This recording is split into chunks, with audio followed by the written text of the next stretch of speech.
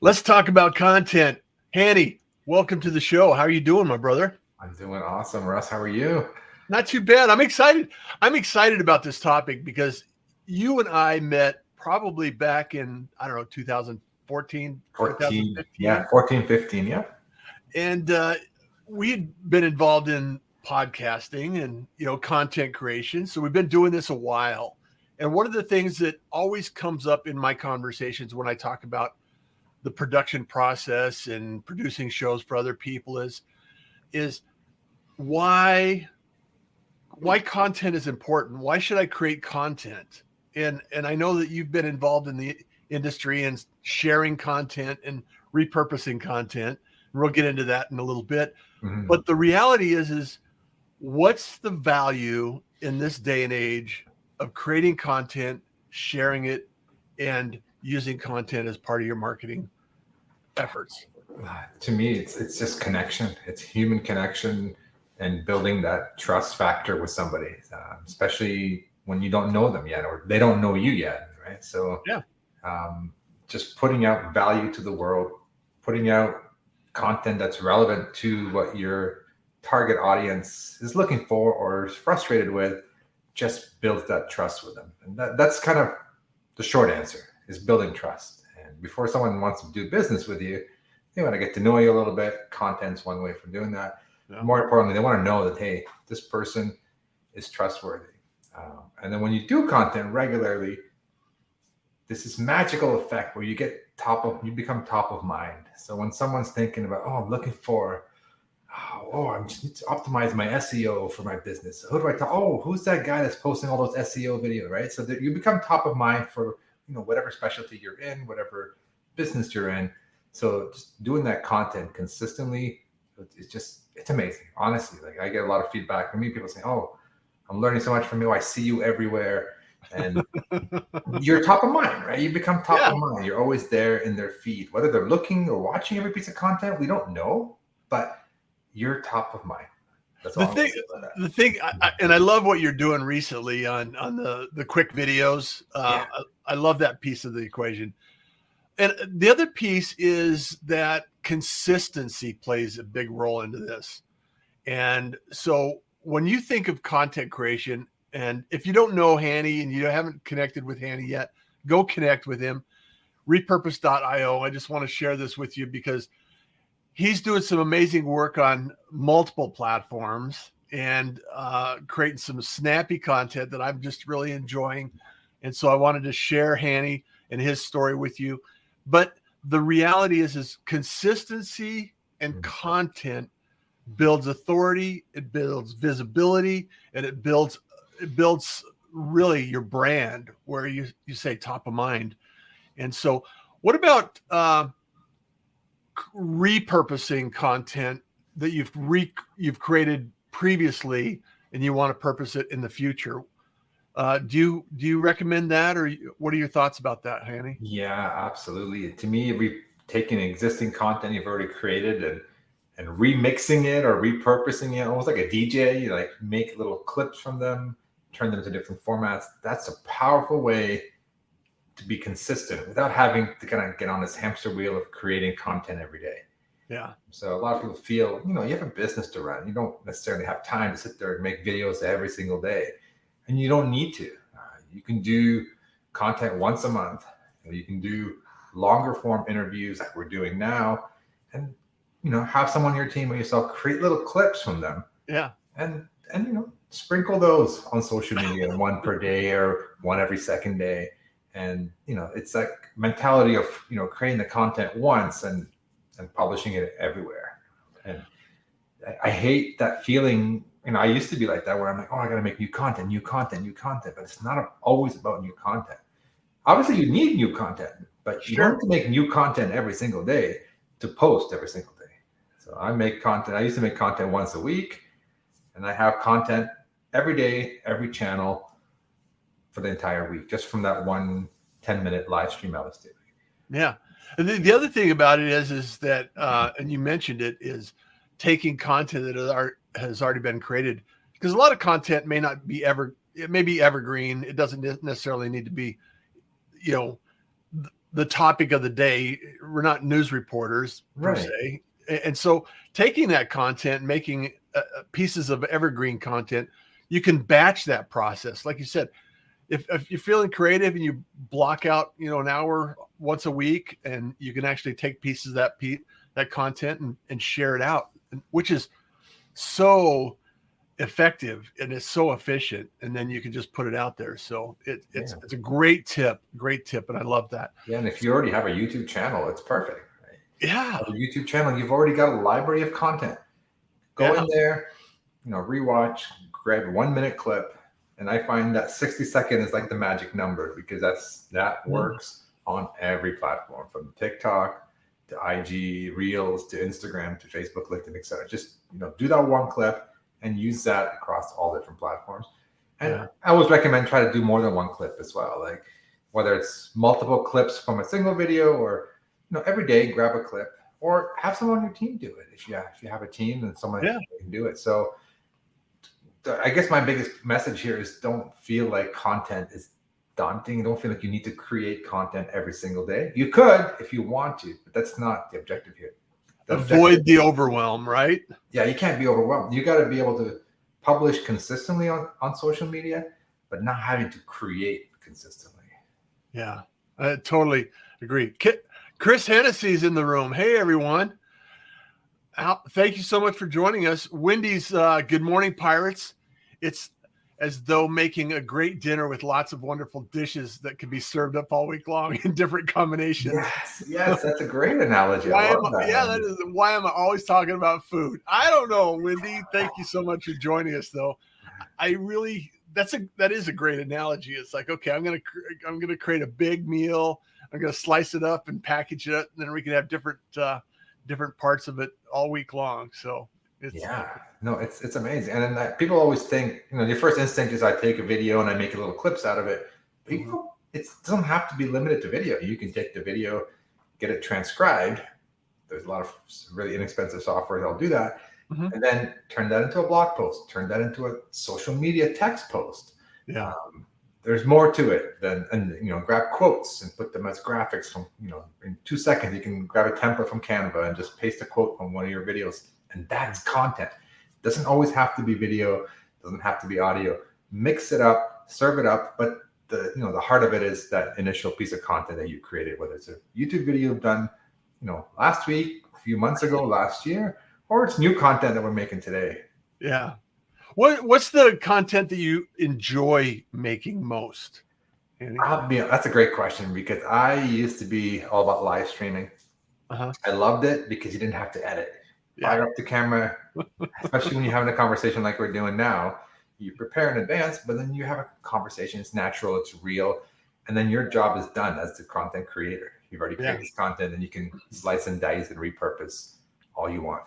But lately, I mean, as of November, a few months ago, I just got into short form content, and I'm loving it because sometimes I just have this one single idea that I want to convey in 1 minute. Because to me, 1 minute, even less, is better. The shorter, the better.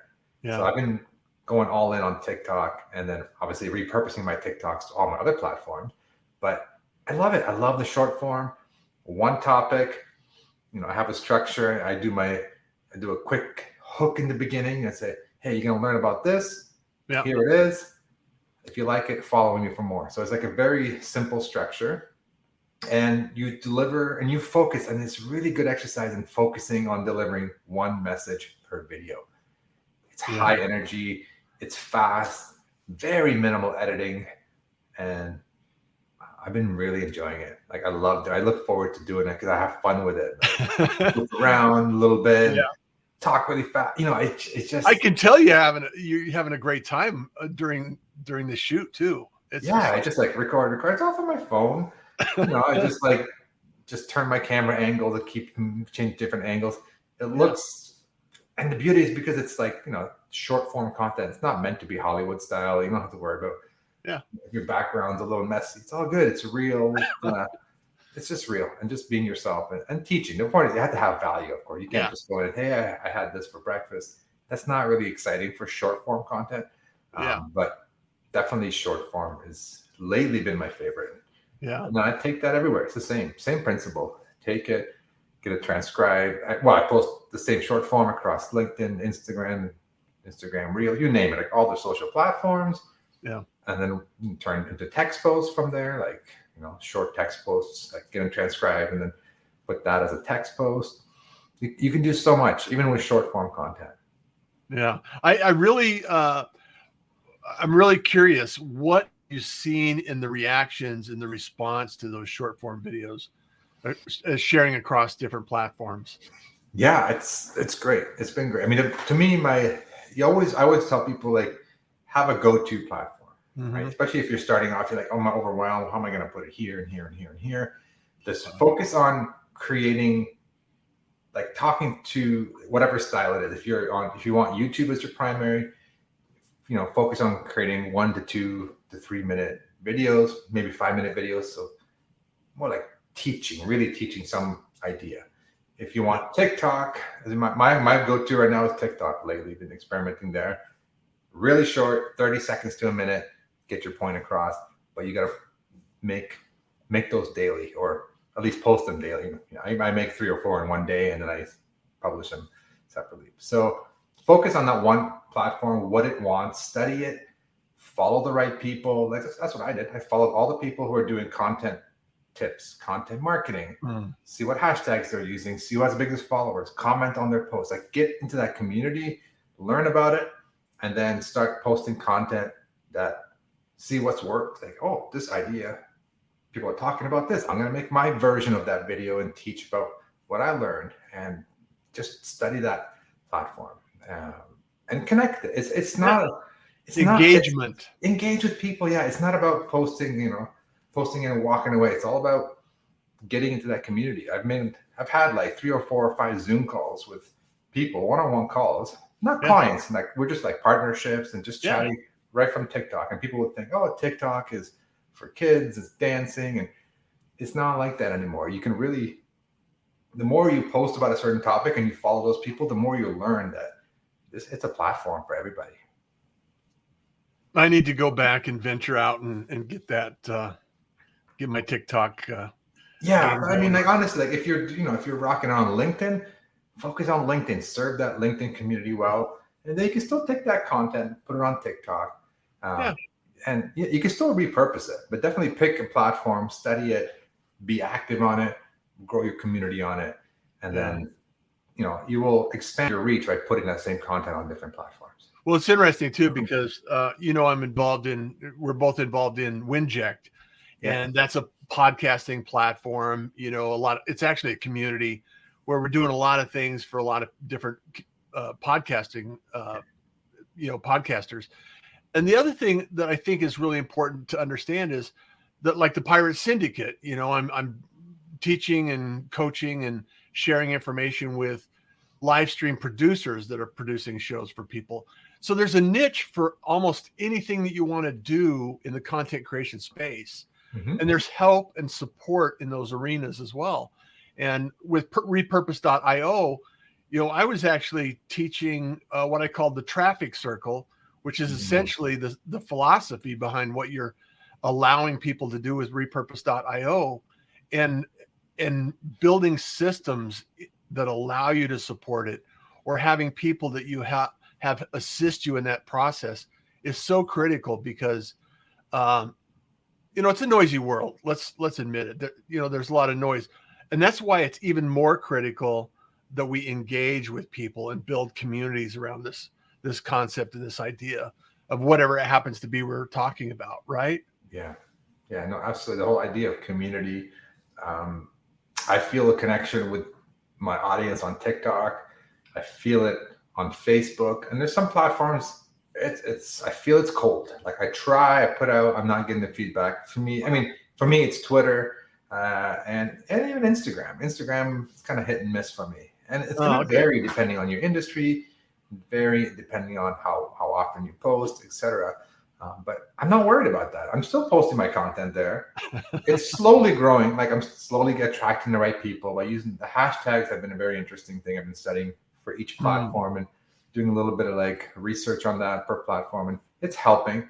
But it doesn't matter. It's not like I'm making content for Instagram and different content for Twitter and different content for TikTok. I'm making it for one platform and I'm testing it out on all the other platforms. And some are growing faster, some are growing slower, but they're all growing. I think it's interesting because I used to, my Instagram game used to be pretty good.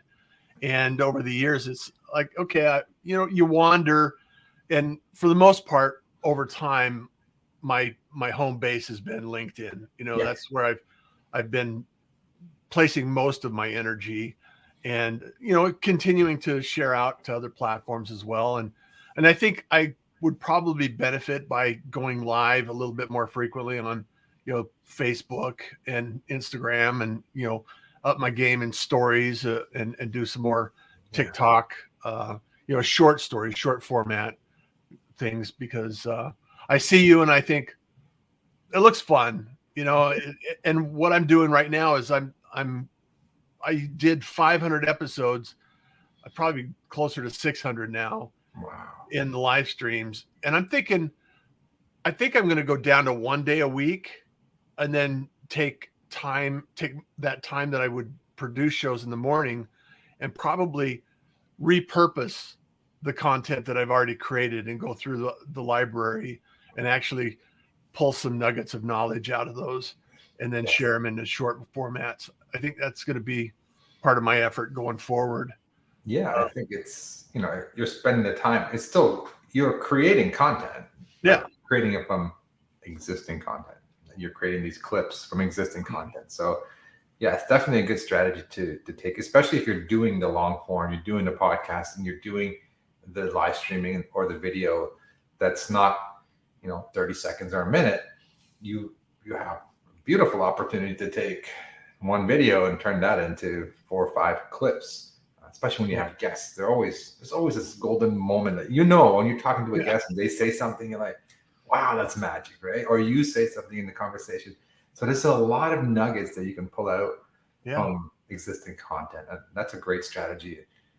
And it's not about like creating. I want to remind people, don't feel like you got to make more. You got to publish consistently, but you don't have to make all that content from scratch. You gotta think about how I can take my content I already created this week or last week and turn that into content I can trickle over and out on all the platforms every single day.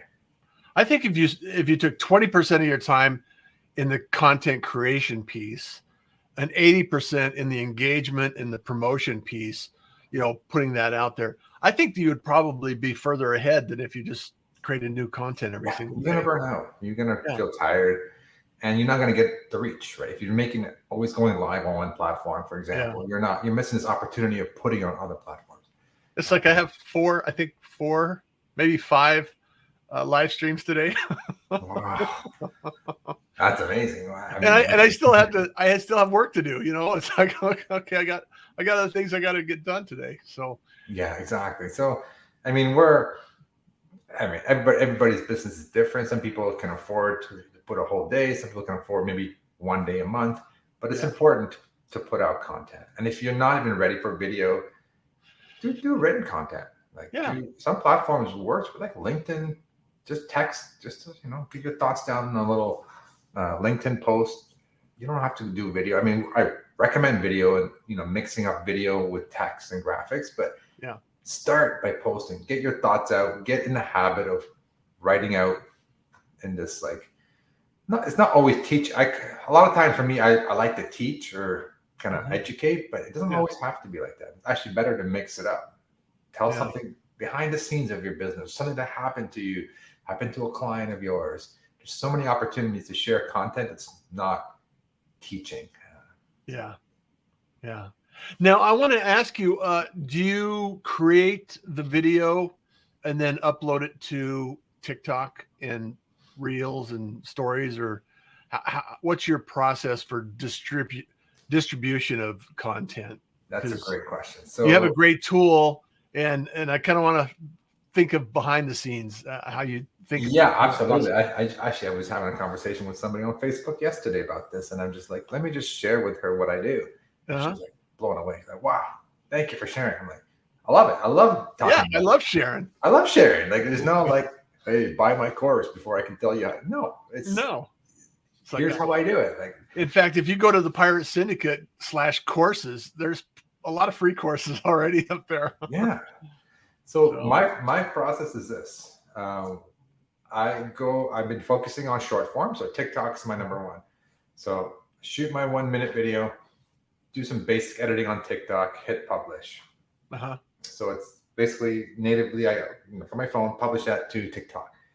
And then within a few minutes or within the hour, we have a recent integration with Repurpose.io. I saw that. It takes that TikTok video, sends it to my Google Drive. So I have a backup copy there.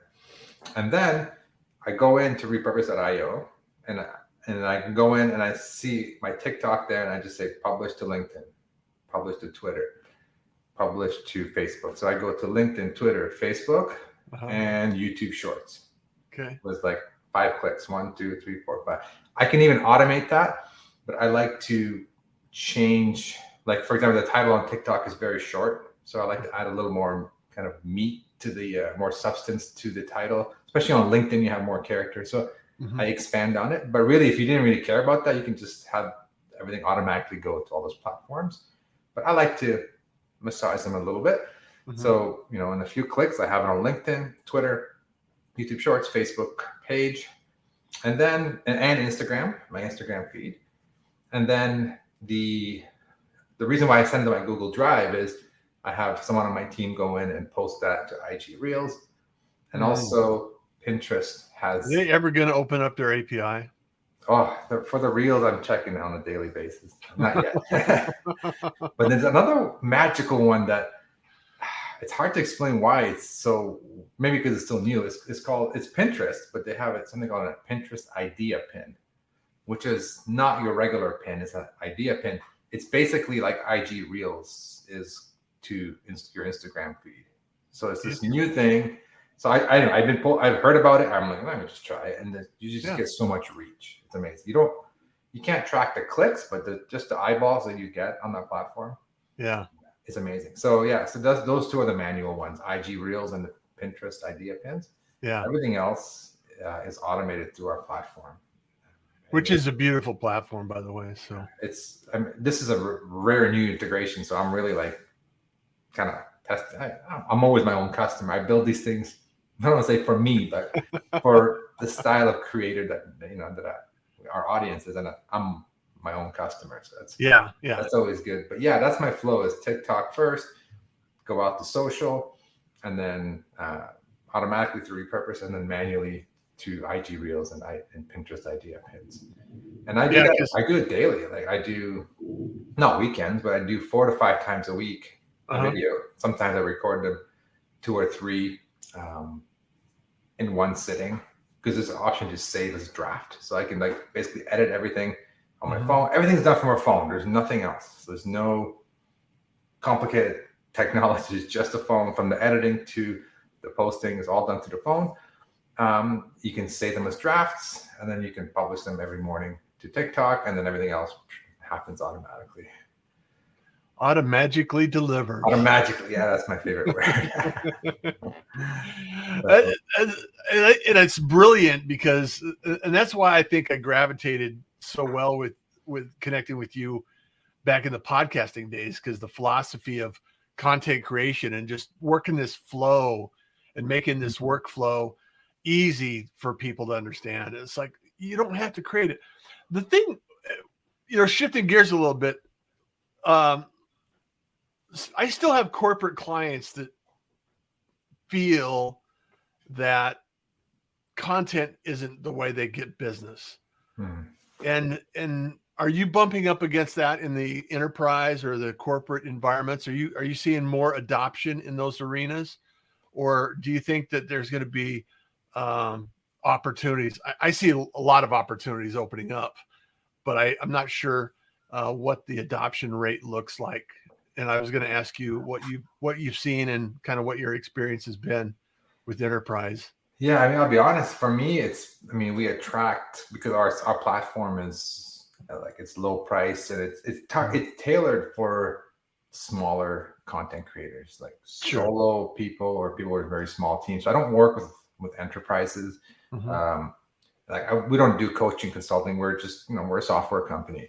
Right. But, we tailor our software for people who want to basically automate as much as possible, or very low team size or resources. So they want these systems in place that you mentioned earlier.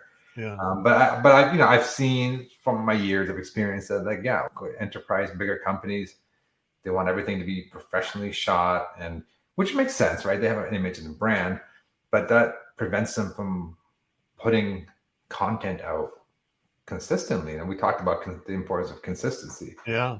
So it's like it's a mind shift change where you got to say, okay, maybe you're producing this high production value live stream maybe once a month, but you need to make that content live for more than just, on YouTube, for example. You got to take that slice and dice and make clips and turn it into an audio podcast and turn it into text post.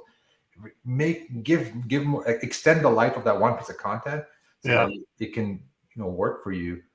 And you can't do that if you're not, like, social media is not going to work if you're posting one video a month or even once a week. It's still not enough. I feel like to really get traction, you got to be doing it almost daily. It's not like, I'm not saying you make a video every day, but like, gotta be something has to be put out there on as many channels as you can. I go for daily if you want to do this. Yeah, I'm a fan of daily, and and I've been creating content for a long time. I've been out there for a long time, and I enjoy creating content. I like creating content, and even that allows me to kind of express what's going on and some of the things. And it does get exhausting sometimes when you get busy and you got client work that needs to be completed, or you got activities in life, so you just have to, anything you could do to make it easier, anything you could do to simplify the process and the workflow. And that's why I really love what you're doing with repurpose.io. And I thought it would be a great idea to have this conversation and just get on here and share some things that, nuggets of knowledge that we can actually share and kind of expand to the community. Because, it's all about giving back as far as I'm concerned. So. Yeah, absolutely. And you nailed, like we talked about earlier, it's this process. Have a process, have a system, whether it's software, whether it's, human power, someone on your team, whatever, even if it's you doing it, have a system, document it, like have it written down somewhere, because you don't want to be thinking. You want to be able to create and let it go out. And then next day, don't burn calories on the thought process. You waste time and energy. So have a system in place. It doesn't have to be all software. It could be a mix of software and people. It could be all people, depending on your budget. And if possible, as the creator, your energy goes into this, what we're doing now. We're creating, and offload everything else if you can. I know document and delegate. Delegate, put it through the system. Again, like I said, human system, software system, combination, but whatever it is, focus your energy on what we're doing now. Deliver the value, and then your job is done. Let the system take over. The next week, next day, whatever your creation flow is, you're energized. You're not burning out on all the extra stuff. So that's a big takeaway from this. Yeah, Liz says hard to get your own content is a challenge. Did I miss the best advice about how to post to all social one time? The answer, Liz, is to repurpose.io. In fact, I got a call with her. She's a client, and she has a show coming up this afternoon for the Wild West Diversity, where she talks about the Wild West and rodeos and some of the people that have been involved in the history of things growing up and different people that have been involved and engaged that their stories haven't necessarily been told. So she's got an interesting history and an interesting opportunity to share. So that's awesome. Liz, you got a ton of content. You got tons of stories. You got tons of opportunities to share it out. And so we'll get, and I broadcast those live streams to multiple platforms at one time. So it's not necessarily just, going to one platform and then sharing it out again. I blast it out to multiple platforms, so it's much easier for people to find as they go through this process. Yeah, because some people hang out here, some people hang out there. So Yeah. you want to be where they hang out, not have them come look for you. Who am I to decide where you need to hang out? Yeah, it would just be where they are. If we have a few minutes, I want to share I talked earlier about my short form process, like how I start short form. I also want to share, because I used to do it the other way. So I can, if you want me to, if we have a few minutes, I'll talk quickly about how to do that. So I used to go live for 10 minutes a week. Okay. That's it. And I decided to do it solo. I didn't want to coordinate schedule with anybody, but depending on nature, you can do an interview style like we're doing now. Probably actually better if you do an interview style, but I used to go live solo for 10 to 15 minutes, prepare a topic, some slides, my notes when I read, I just talk. I don't get a lot of traction initially on my live stream, but I multicast it like we're doing now to LinkedIn, Facebook, YouTube, all at the same time. Then someone on my team goes in and picks 4 or 5 clips, and then those clips get scheduled out to the different platforms, Twitter, LinkedIn, etc. So even though I went live on LinkedIn, I still share a clip on LinkedIn on another day. No one's going to remember it. Oh, he already talked about this. Don't worry about that. It's not, because people got to see your content at different times, right? So you don't feel like you're overwhelming or you're like spamming your audience. You're not. No one's gonna notice, right? You want to be posting regularly. And then what we started doing as well is we took that live stream, got it transcribed, and there's a lot of tools out there. We can mention them if you want, but basically it doesn't matter what tool you use. Transcription, that became a blog post. And then another cool little trick we did is we took that transcription and I summarized it down to 2,200 characters. It's not automated. Someone has to read it and just kind of cut out some things, reformat it. And that became a social media text post, like a long form text post. Those are great on LinkedIn. Obviously, it doesn't work on Twitter, but LinkedIn is great for that. So when people have long text and they click the more button to keep reading, that registers an engagement and that helps more visibility on the platform. So text posts work really, really well. And we would post the same on Instagram as well, but Instagram needed a picture. So I would just take a random picture of me just sitting on my desk or whatever. It doesn't have to even be related to the live stream content. It's just a random picture of yourself, and then you have good value because the picture draws your attention. Yeah. When scrolling, oh, yeah, that's a picture of Russ. Oh, and then they read, oh, okay.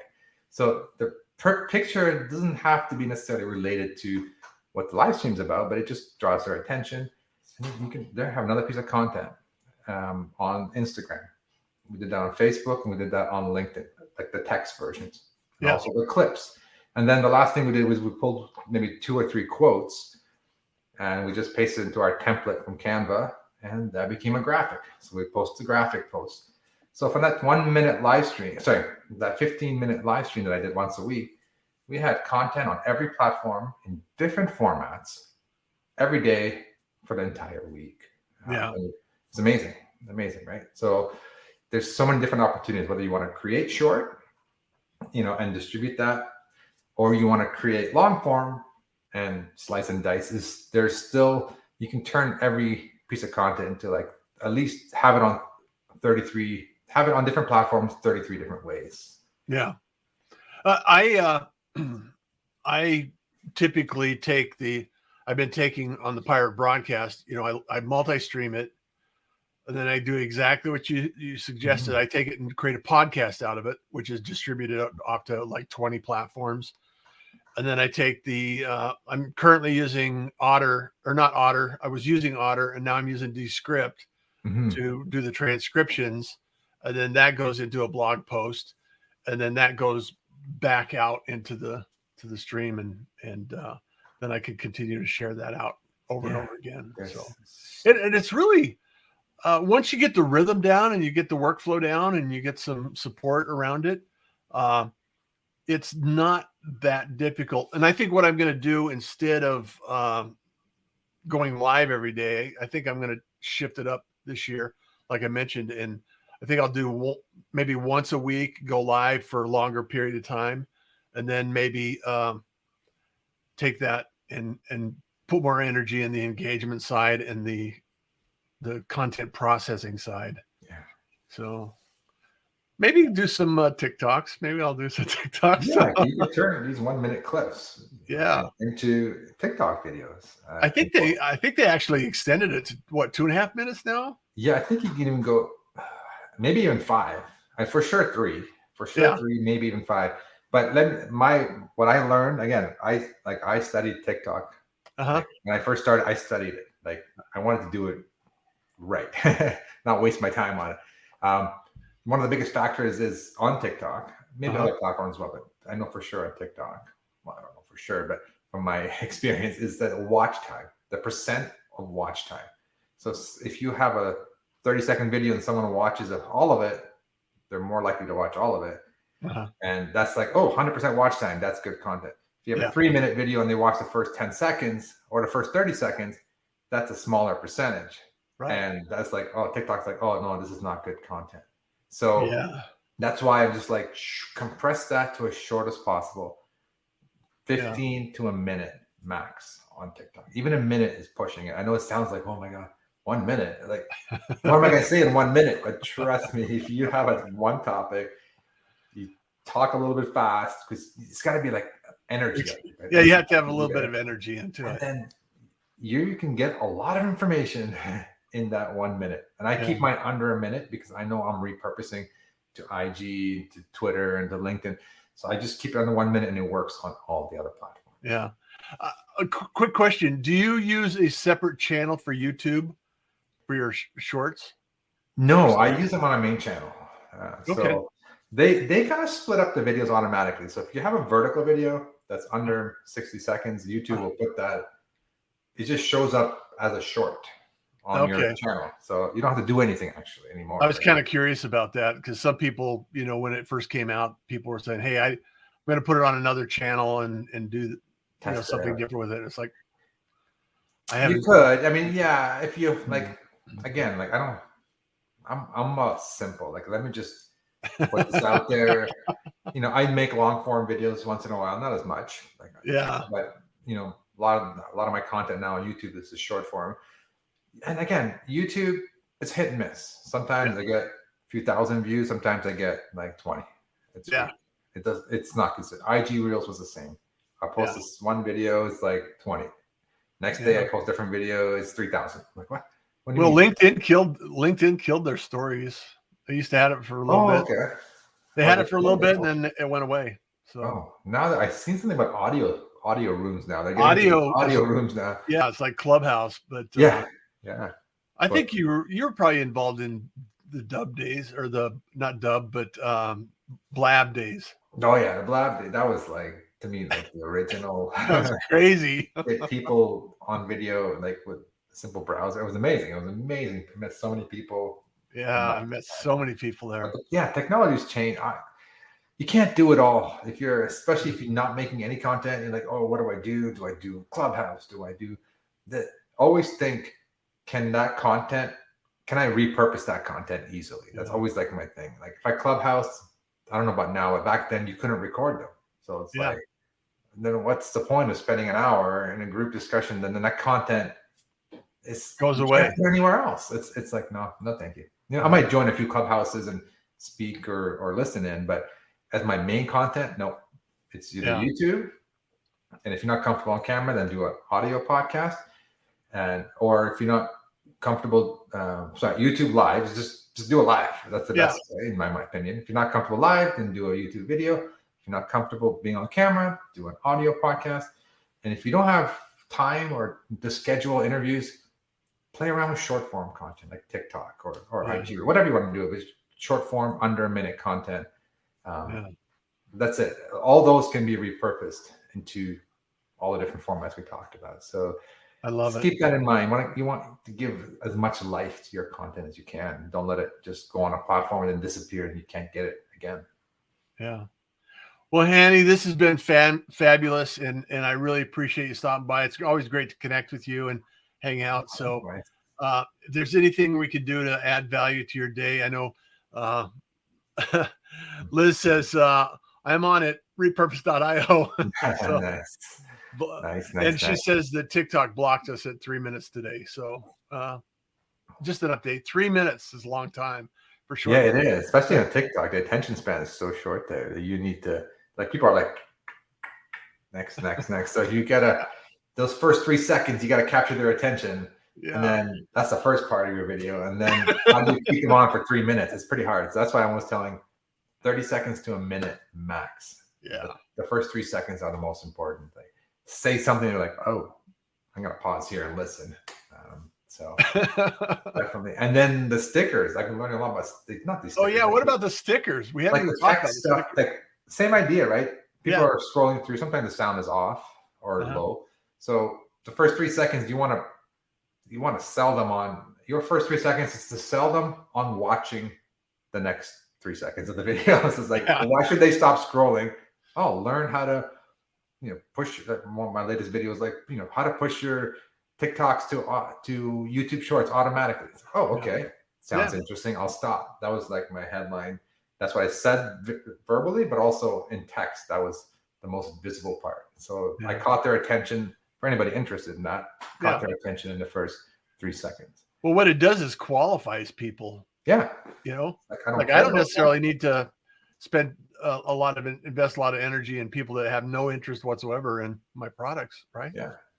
So and it's about filtering people out that don't want. And then when you obviously whatever hook you get them on, whatever you get them to stop scrolling, you got to deliver on that. Like, don't promise them something and then your whole video is just like a lot of fluff. So I think I'd call that clickbait, don't they? Like clickbait, yeah, exactly. People do that. Like, oh, how to make $1 million on TikTok, and then like, they don't tell you anything. I'm like, no. But whatever hook you give them in the first 3 seconds, give it right away, catch their attention. Use text, like visuals as well as you telling it, because that's a very visual platform. And, so there's a lot. I took a lot of notes since November when I started learning from everybody else on TikTok. Yeah. And it's on my list probably in the next couple of weeks to kind of put that together in like just a little blog post or something, just to share my experience. I don't have like a gazillion followers. I'm not like that. I was like, let's build a natural audience, but I build it relatively quickly.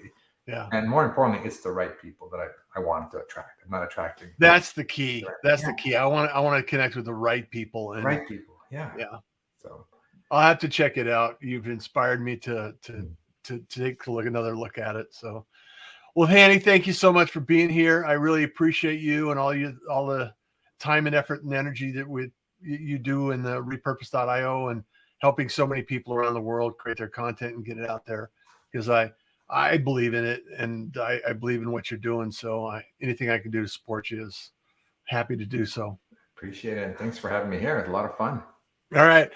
And everyone, as you know, come back. The Pirate Syndicate is here to help you teach and support your live streaming community efforts. And also, there's courses over there that you can do a lot of different things. Dub, content creation, repurposing, podcasting, all of those things that are out there, and we continue to develop it. So I just really appreciate you, because kindness is cool and smiles are free, and you enjoy the day.